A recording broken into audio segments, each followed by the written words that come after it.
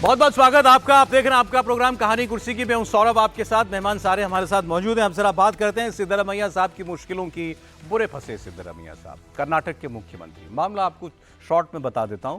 मामला यह था कि उनके ऊपर एक करप्शन के मामले में कुछ एक्टिविस्ट ने गवर्नर से शिकायत की। गवर्नर ने उसका अध्ययन किया। गवर्नर ने कहा इन पर मुकदमा चल सकता है, क्योंकि वो मुख्यमंत्री हैं तो राज्यपाल की अनुमति के बगैर मुकदमा हो नहीं सकता था। उसको राज्यपाल ने गो हेड दे दिया। सरकार चली गई हाई कोर्ट। हाई कोर्ट ने भी कहा कि राज्यपाल को पूरा अधिकार है इसकी जांच कराने का, आदेश देने का। इसकी जांच होनी चाहिए। दिखाई देता है कि इसमें प्राइमा फेसी कुछ ना कुछ संदेह दिखाई देता है, जांच होगी। जांच का मामला क्या है? जांच का मामला यह है कि मुख्यमंत्री साहब की पत्नी की एक जमीन थी 3.5 एकड़। उस जमीन का मैसूर अर्बन डेवलपमेंट अथॉरिटी ने अधिग्रहण कर लिया। उसके बदले में उनको एक बिल्कुल डेवलप्ड एरिया के अंदर 14 प्लॉट दे दिए, जिनका मूल्य करोड़ों रुपए में था। कुछ शायद 53 या ऐसे कुछ करोड़ था।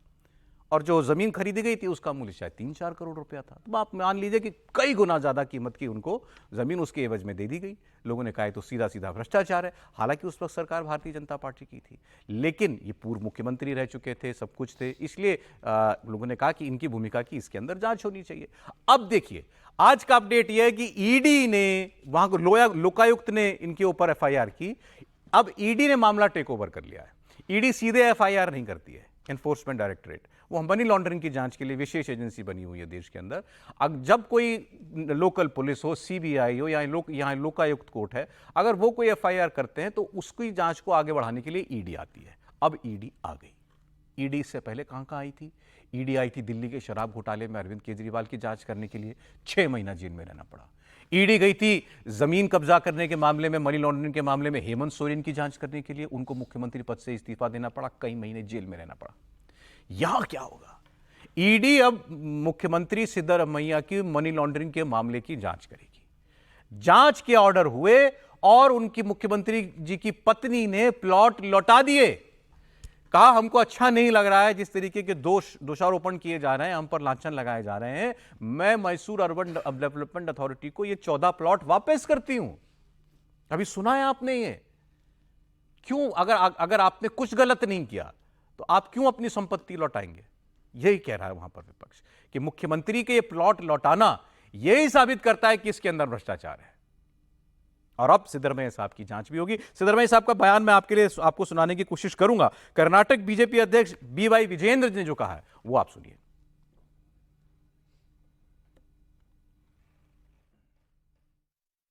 Just because the decision they have taken decision of surrendering the sites does not mean that all the allegations against Chief Minister Siddaramaiah and the family will wash out. He is bound to face the investigation. He should cooperate with the investigation. But as a chief minister, there cannot be a fair investigation. So our demand from the day one is pretty clear. Chief Minister Siddaramaiah has to resign immediately. Land के व्यापार का इतना प्रेम क्यों होता है? Land deal Congress की सरकार में डील, कहीं पड़ोसी हरियाणा में हुड्डा जी की डील होती है, अभी सिद्धारमैया का मुडा का डील चल रहा है। तो कांग्रेस पार्टी की सत्ता में लैंड के प्रति क्यों आकर्षण होता है? कांग्रेस पार्टी के राष्ट्रीय अध्यक्ष खड़गे जी के परिवार का कोई सिद्धार्थ विहार सोसाइटी है, उसकी भी चर्चा सामने आ गई है। क्या मतलब है? अब साहब मूल सवाल, क्या सिद्धरामैया के खिलाफ जांच जो है गिरफ्तारी के मुहाने तक भी पहुंच सकती है? क्या उनका इस्तीफा होगा? क्या कांग्रेस पार्टी कर्नाटक में मुख्यमंत्री बदलेगी? वहां तो पहले से ही बांट जो रहे हैं कि ये साहब कुर्सी छोड़ें तो दूसरे यहाँ डीके शिव कुमार साहब। लेकिन इससे पहले अभी तक जो छप रहा है अखबारों के अंदर और जो पता चल रहा है कर्नाटक के लोगों से बात करके, वो ये कि कांग्रेस पार्टी किसी भी सूरत में सिद्धरामैया की बलि नहीं देगी।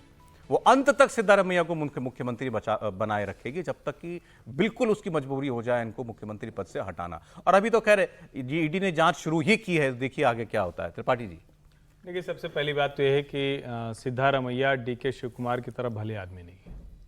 अब आप लोगों को सुनते हुए लग रहा होगा कि हम तो छवि डीके शिव कुमार की सुनते हैं, लेकिन जिस दिन सिद्धारमैया को मुख्यमंत्री कुर्सी से हटा कहा जाएगा डीके शिव कुमार बना दीजिए, सिद्धारमैया सरकार गिरा देंगे, गिरा देंगे। ये पहले ही उन्होंने मतलब जो उनका जिसको कहें कि जो भाव था, जो भाव भंगिमा थी उनकी चुनाव के समय, तो वो बड़ा स्पष्ट था। तो सरकार तो बिल्कुल यही रहेगी।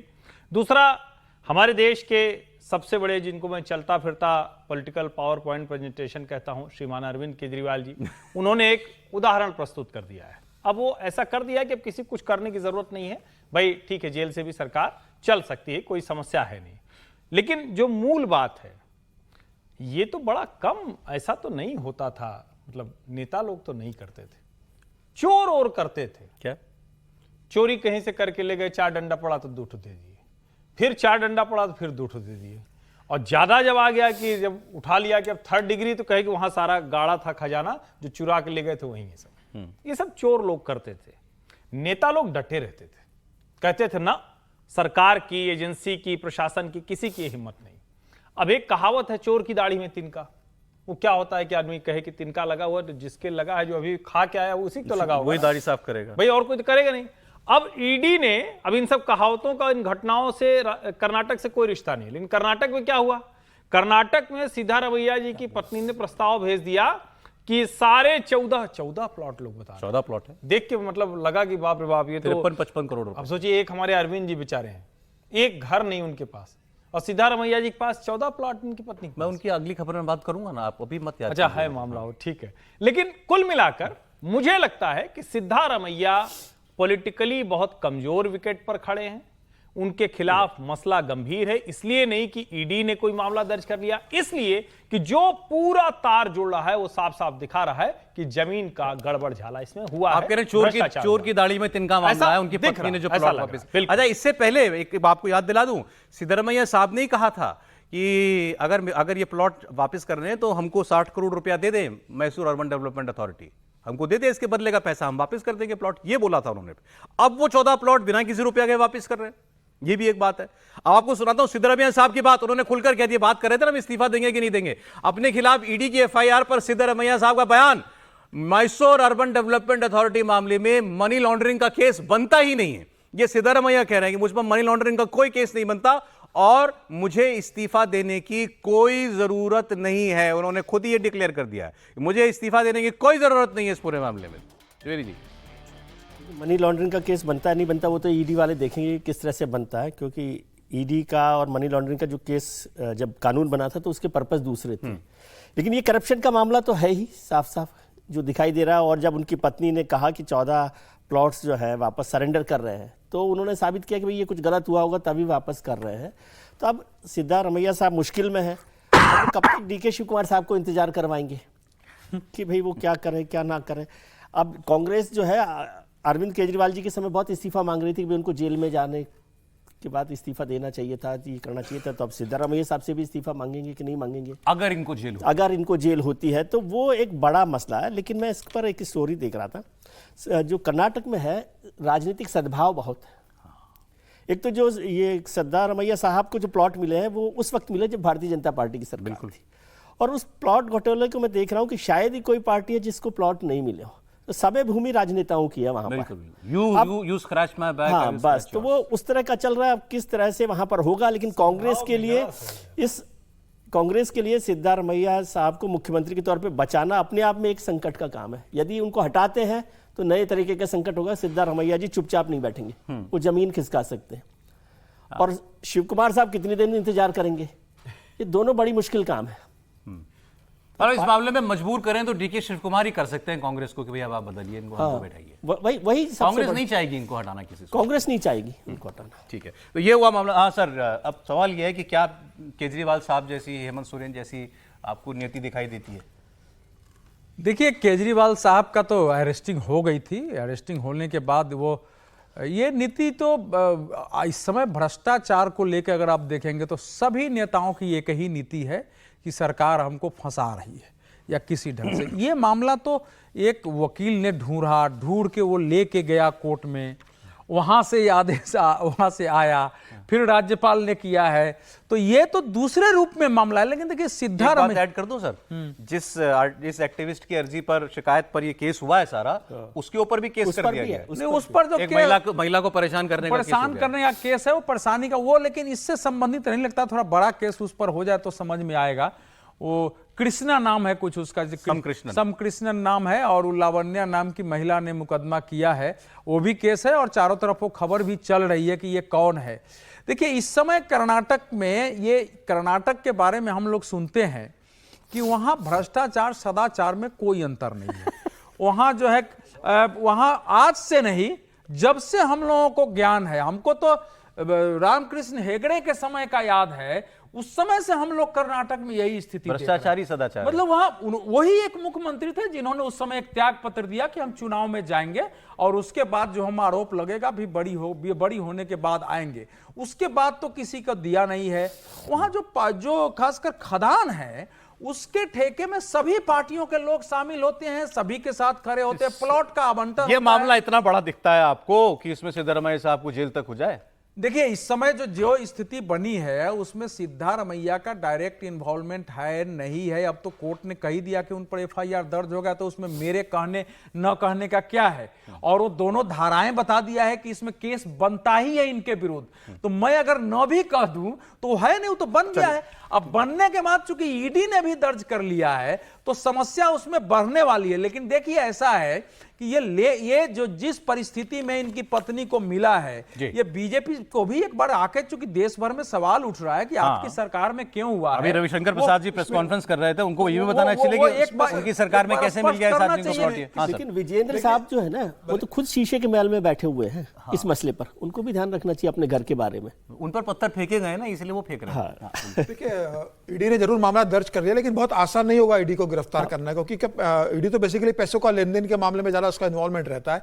इसमें पैसों का सा लेन देन नहीं, करप्शन का दिख रहा है कि भूमि आवंटन के अंदर हेराफेरी हुई थी। अब ईडी को यह प्रूव करना है कि इसके अंदर पैसों का लेन देन हुआ है, जो प्लॉट इनको मिले उसके उस बीच में पैसे का भी हेरफेर। बिल्कुल, तो उस समय का जो मामला है, इतने पुराने मामले के अंदर पैसों का हेरफेर दिखाना ईडी के लिए बहुत आसान नहीं होगा। हालांकि ईडी ने जांच कर लिया, लेकिन ईडी जैसे ही आती है वैसे ही नेताओं को हथकड़ी नजर आने लगती है कि ईडी के आते ही। तो ये आसान नहीं कि ईडी के पास मुकदमा जाते ही ED is the new CBI. हाँ, दोनों का मामला हो गया है, और मुझे लगता है अब ईडी ने दर्ज कर लिया है तो अब सीएम को लग रहा होगा कि किसी भी समय मेरा दरवाजा पे ईडी आके नॉक कर सकती है। अब डीके शिव कुमार इसको कितने मतलब खुशी के रूप में ले रहे हैं, लेकिन देखना होगा कि वो जब ईडी कर रही होगी तो ये फैसला तो इस सरकार ने किया नहीं, बीजेपी की सरकार ने किया, तो जो मंत्री है वो भी तो इन्वॉल्व होंगे, क्योंकि गड़बड़ी तो उन्होंने की है ना एक्चुअली। नहीं, जांच सबकी होगी ना भाई। अभी तो फिलहाल जांच इनके ऊपर है, राज्यपाल ने इनके ऊपर जांच करने का अनुमति दी है। फैसला तो किसी मंत्री ने किया होगा ना सर, वो उसको लोकलाइज मामला बताया जा रहा है ना कि ये तो मुडा जाने मैसूर की डेवलपमेंट अथॉरिटी जाने। ये तो याचिका लगी हुई है हाईकोर्ट के अंदर, ये याचिका हाईकोर्ट में लगी हुई है कि मैसूर अर्बन डेवलपमेंट अथॉरिटी ने जितनी जमीनें वहां अलॉट की है उसमें किन किन नेताओं को जमीन मिली है, और उसमें जनता दल यूनाइटेड के नेताओं का नाम है, भारतीय जनता पार्टी के नेताओं का नाम है, उसके अंदर कांग्रेस के नेताओं का नाम है।